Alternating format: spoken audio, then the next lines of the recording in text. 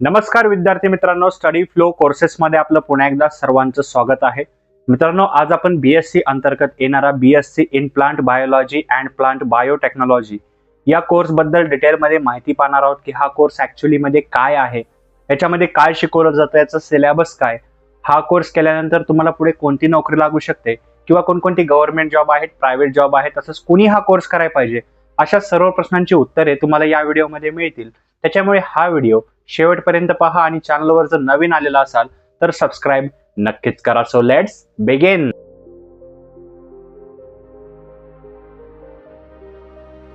तर मित्रांनो, सर्वप्रथम पाहूया की हा कोर्स काय आहे. तर बघा, याचं जसं नाव आहे प्लांट बायोलॉजी किंवा बायोटेक्नॉलॉजी, तर बघा वनस्पतीचे जीवन, त्यांची रचना आणि आधुनिक तंत्रज्ञानाचा वापर करून त्याच्यामध्ये कसे बदल होतील, म्हणजे जे जैव तंत्रज्ञान आहे ॲज वेल ॲज जे प्लांट बायोलॉजी असते, म्हणजे जे ही त्याच्याबद्दलची पूर्ण माहिती असते, प्लांट रिलेटेड ज्याही इन्फॉर्मेशन आहे ए टू झेड, त्या सर्व गोष्टींचा अभ्यास तुम्हाला या कोर्समध्ये शिकवला जातो. या कोर्सचा कालावधी तुम्हाला 3 वर्षाचा पाहायला भेटतो आणि हा एक रेग्युलर बेसिसमध्ये अवेलेबल असलेला सायन्स अंतर्गत येणारा डिग्री स्तरावरील कोर्स आहे.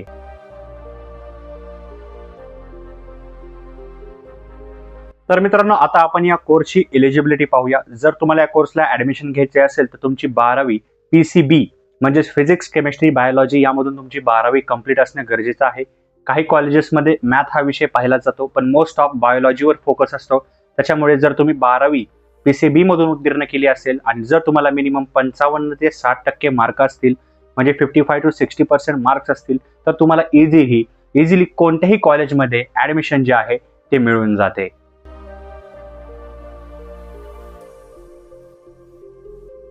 तर मित्रांनो, आता आपण याची ऍडमिशन प्रोसेस पाहूया. मित्रांनो, याची ऍडमिशन प्रोसेस खूप सोपी आहे. 2 पद्धती तुम्हाला पाहायला भेटतात. एक आहे एंट्रन्स एक्झाम बेस, दुसरा आहे मेरिट बेस किंवा डायरेक्ट ऍडमिशन तुम्हाला पाहायला भेटतं. कशा प्रकारे वर्क करतं तर बघा, जेही तुमचे 12वी मध्ये मार्क पडलेले आहेत त्या बेसिसवर तुम्ही कोणतेही कॉलेज जिथे हा कोर्स ऑफर केला जातो असे कॉलेज आपण पुढे पाहणार आहोत.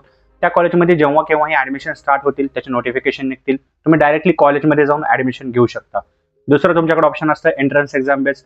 जे टॉपचे कॉलेजेस असतात तिथे तुम्हाला जे आहे एक्झाम द्यावी लागते, त्यांच्या कॉलेज स्तरावरची एक्झाम असते. तुम्ही 11वी 12वी मध्ये जो अभ्यासक्रम अभ्यासलेला आहे त्या बेसिसवर तुमची परीक्षा होते. जसं तुम्ही CET किंवा नीट देणार आहात तशीच पण ती कॉलेज स्तरावरची परीक्षा असते. ही परीक्षा तुम्हाला पास होऊन तुम्हाला मेरिटमध्ये यावं लागतं. आता काही कॉलेजेस तुम्ही जर चांगले मार्क घेतले तर तुम्हाला स्कॉलरशिप पण देतील किंवा तुम्हाला फी मध्ये सवलत देतील. तर हे कॉलेजवर आहे, तुम्हाला ते पाहावं लागेल.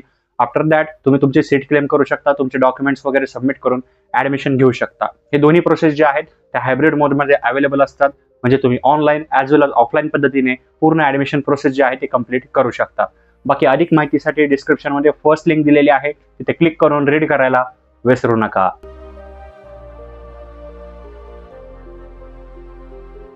तर मित्रांनो, आता आपण याच्या कॉलेजेस बद्दल डिटेलमध्ये माहिती पाहूया. मित्रांनो, याचे कॉलेजेस तुम्हाला ऑल ओव्हर भारतामध्ये पाहायला भेटतात. मेनली महाराष्ट्रामध्ये काही कॉलेजेस आहेत आणि भारतामध्ये काही टॉपचे कॉलेजेस आहेत, ते मी तुम्हाला सांगणार आहे. तुम्ही हे स्क्रीनवर पाहू शकता किंवा नोट डाऊन करू शकता.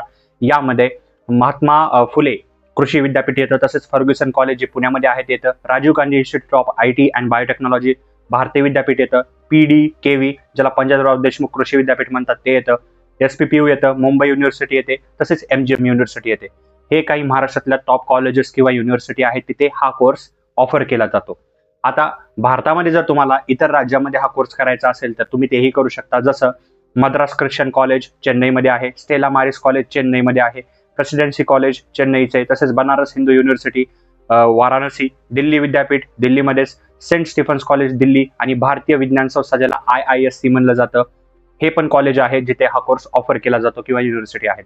या दोन्हीमध्ये डिफरन्स एवढाच आहे की इथं फी स्ट्रक्चर थोडं वेगळं पाहायला भेटू शकतं आणि काही टॉपचे कॉलेजेस आहेत तिथे लॅब्स चांगले आहेत, कारण याच्यावर पूर्ण जो फोकस आहे तो संशोधनावर असतो, मेनली प्रॅक्टिकल्सवर असतो. त्याच्यामुळे तुम्ही कॉलेज चूज करताना तुमचं फायनान्शियल बॅकग्राऊंड बघून तुमची जी विलिंग पॉवर आहे शिकण्याची त्यानुसार तुम्ही कॉलेज चूज करू शकता. महाराष्ट्रामध्ये सुद्धा चांगले कॉलेज आहेत, महाराष्ट्राच्या बाहेर सुद्धा चांगले कॉलेज आहेत. मी रिकमेंड करू शकतो, तुम्ही एक 5 ते 10 कॉलेजची लिस्ट बनवा. त्यानुसार तुम्ही जे कॉलेज आहे ते तुमच्या फायनान्शियल बॅकग्राऊंड, पॅरेंटचा सपोर्ट किंवा तुमचं जे समजा मानसिकता आहे त्यानुसार तुम्ही सिलेक्ट करू शकता. बाकी अधिक माहितीसाठी फी स्ट्रक्चर वगैरेचं माहिती करून घ्यायचं असेल तर कॉमेंटमध्ये विचारा. अदरवाईज फर्स्ट लिंक आहे डिस्क्रिप्शनमध्ये, तिथे क्लिक करून मला याची माहिती जी आहे तुम्ही फुलमध्ये जे आहे ती रीड करू शकता, जी आपण व्हिडिओमध्ये डिस्कस करत नाही आहोत.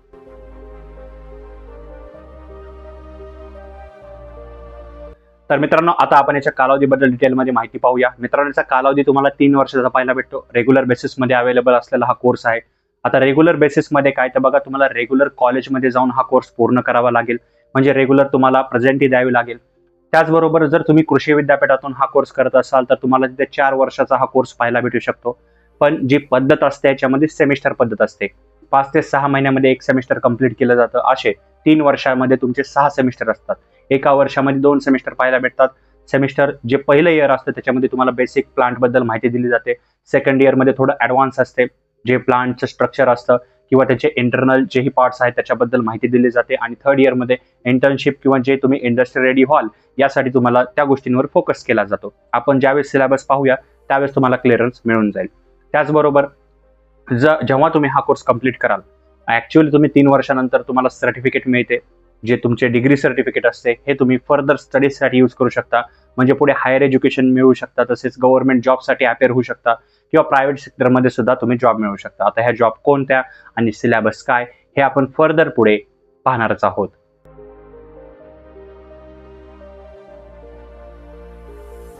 मित्रांनो आता आपण या कोर्सचा सिलेबस पाहणार आहोत आणि सिलेबस पाहिल्यानंतर तुम्हाला क्लिअरन्स मिळून जाईल की ऍक्च्युअली तुम्हाला 3 वर्षामध्ये कोणकोणत्या विषयांचा अभ्यास करावा लागणार आहे.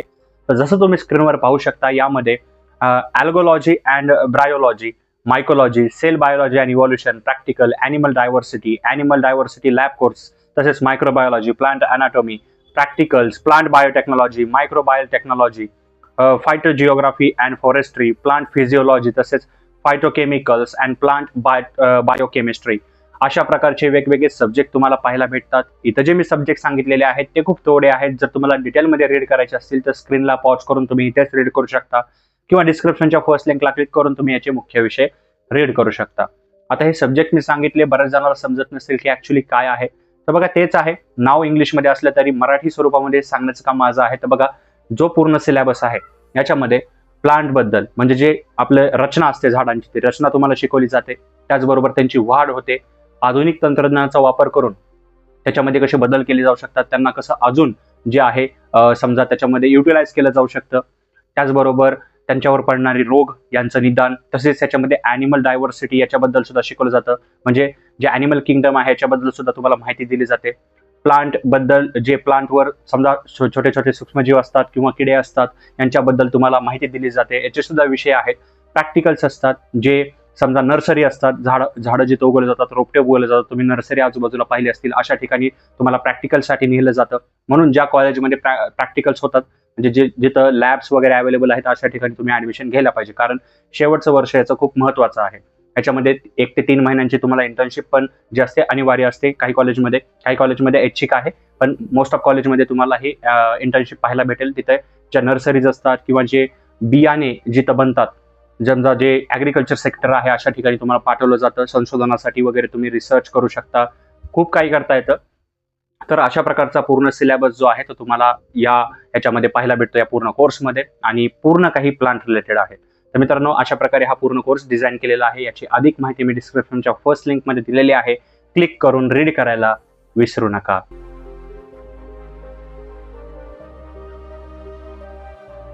तर मित्रांनो आता पाहूया की हा कोर्स केल्यानंतर तुम्हाला पुढील संधी काय पाहायला भेटतात. तर मित्रांनो याच्यामध्ये मुख्यतः 4 प्रकारच्या संधी तुम्हाला पाहायला भेटतात. सर्वप्रथम आहे हायर एज्युकेशन.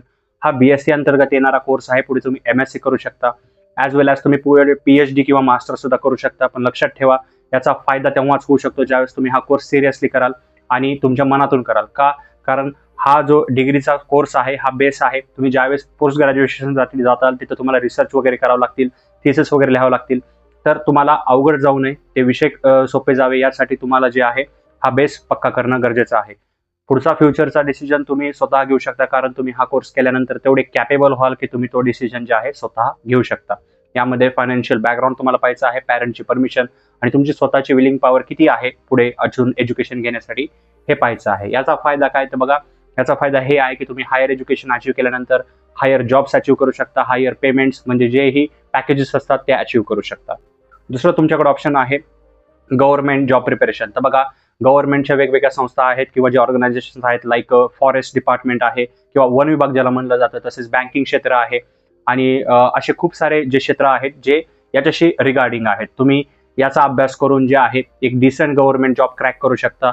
अदरवाईज तुम्ही MPSC, UPSC किंवा SSC बोर्ड किंवा रेल्वे बोर्डच्या एक्झाम ज्या आहेत त्या देऊ शकता, कारण त्यासाठी डिग्री लागते. पण जर तुम्ही पर्टिक्युलर ही डिग्री कंप्लीट केली, जर तुमचा अभ्यास चांगला आहे तर याचे 60 ते 70% प्रश्न तुम्हाला याच्यावरच येतील, तुमच्या सिलेबसवर येतील. बाकी 20-30% अभ्यास GK वरचा असतो. तर तुम्ही असा अभ्यास करून जे आहे एक डिसेंट गव्हर्नमेंट जॉब क्रॅक करू शकता. पण लक्षात ठेवा, हे तेव्हाच पॉसिबल आहे ज्यावेळेस तुम्ही हा कोर्स चांगल्या प्रकारे कराल, मनातून कराल आणि तुमचं जे बेस असेल तो खूप मजबूत असेल. तिसरं तुमच्याकडे ऑप्शन आहे प्रायव्हेट सेक्टरमध्ये जॉब मिळवणे. आता प्रायव्हेट सेक्टर कोणते आणि जॉब कशा प्रकारचे आहेत तर त्या तुम्ही स्क्रीनवर पाहू शकता.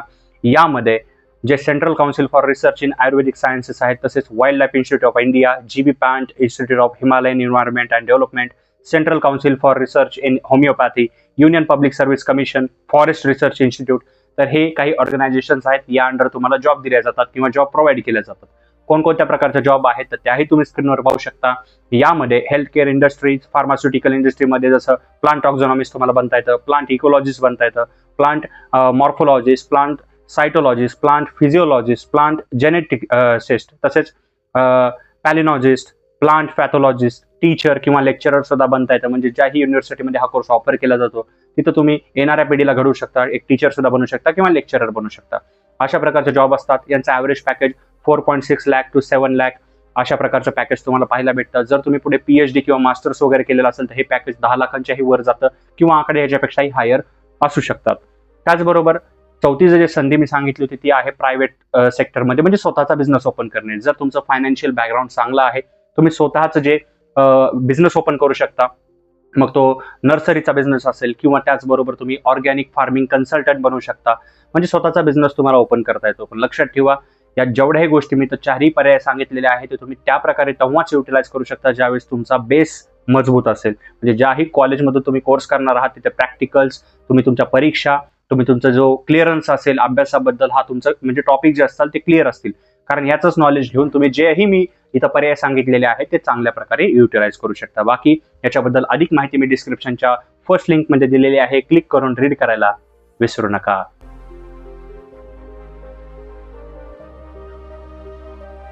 तर मित्रांनो, आता पाहूया की हा कोर्स का आणि कोणी निवडा किंवा माझं पर्सनल ओपिनियन काय आहे. सर्वप्रथम मित्रांनो, जर तुम्हाला प्लांट म्हणजे जे रोपटे असतं किंवा जे वनस्पती असतात यांचं जीवन कसं असतं, हे कसं काम करतात, यांची बायोलॉजी काय आहे, या सर्व गोष्टींबद्दल तुम्हाला माहिती पाहिजे असेल, आधुनिक तंत्रज्ञानाचा वापर करून त्याच्यामध्ये कसे बदल केले जाऊ शकतात किंवा त्याच्यातून प्रोडक्शन कसं काढलं जाऊ शकतं, या सर्व गोष्टींचा जर अभ्यास करायला तुम्हाला आवडतो, जे मी सांगितलेले विषय, ज्या मी सांगितलेल्या नोकऱ्या किंवा सांगितलेले पर्याय तुम्हाला यूज करायचे आहेत किंवा युटिलाइज करायचे आहेत किंवा त्यापैकी कोणतं तुमचं ध्येय आहे, तर हा कोर्स निवडा. ज्या विद्यार्थ्यांना समजा PCM आहे त्या विद्यार्थ्यांना इथे ऍडमिशन घेता येत नाही. काही कॉलेजेसमध्ये तुमच्या मॅथच्या विषयावर तुम्हाला ऍडमिशन दिलं जाऊ शकतं, पण स्पेशली बायोलॉजी हा विषय पाहिजे. तर त्या विद्यार्थ्यांनी जे आहे, समजा मॅथ असेल तुमचं फक्त, तर तुम्ही इंजिनिअरिंगच्या कोर्सेससाठी जाऊ शकता. पण बायोलॉजी असेल, तुमचा इंटरेस्ट असेल तरच यामध्ये या. अदरवाईज तुम्हाला हे विषय समजत नाहीत तर इतरही कोर्स आहेत, तुम्ही ते चेकआउट करू शकता studyflowcourses.in किंवा आपल्या युट्यूबच्या प्लेलिस्टमध्ये तुम्ही 12वी नंतरचे जे डिग्री कोर्सेस आहेत ते चेक करू शकता. भविष्यातही आम्ही कोर्सेस अपलोड करणार आहोत. मित्रांनो, कॉलेज चूज करताना वाईजली कॉलेज चूज करा. ज्या कॉलेजमध्ये लॅब्स आहेत, ज्या कॉलेजमध्ये समजा प्रॅक्टिकल्सवर जास्त भर दिला जातो, असे कॉलेजेस चूज करा. 5 ते 10 कॉलेजेसची लिस्ट काढा.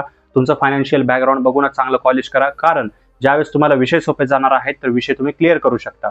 कारण सेमिस्टर वाईज विषयांची संख्या खूप जास्त असते आणि जर एखाद्या विद्यार्थ्याला विषय क्लिअर करता आले नाही तर विषय बॅक राहतात, ज्याने मानसिक जे तणाव येऊ शकतो किंवा आपण डिग्री ही सोडून दुसऱ्या डिग्रीकडे आपण शिफ्ट होऊ शकतो. याने तुमचा वेळ आणि पैसा दोन्ही जाईल. यासाठी ज्यावेळेस तुम्ही कॉलेज चूज करणार आहात, डिग्रीसाठी तुम्ही जर ऍडमिशन घेणार आहात या किंवा कोणत्याही, तर त्यावेळेस तुमचं डिसिजन हे 100% शुअर असलं पाहिजे. बाकी तुम्हाला जर काही प्रश्न असतील खाली कॉमेंट सेक्शनमध्ये विचारा. व्हिडिओ आवडला असेल लाईक करा. तुम्हाला जर मार्गदर्शन पाहिजे असेल, समजत नाहीये की हा कोर्स चूज करू की दुसरा कोणता, तर डिस्क्रिप्शनमध्ये इंस्टाग्रामची पण लिंक आहे, तिथे कॉन्टॅक्ट करू शकता, आमच्याशी डायरेक्टली DM करू शकता, आम्ही तुम्हाला मार्गदर्शन करूया. बाकी या व्हिडिओमध्ये एवढंच. मी मिळतो तुम्हाला पुढच्या व्हिडिओमध्ये. तोपर्यंत थँक्स फॉर वॉचिंग.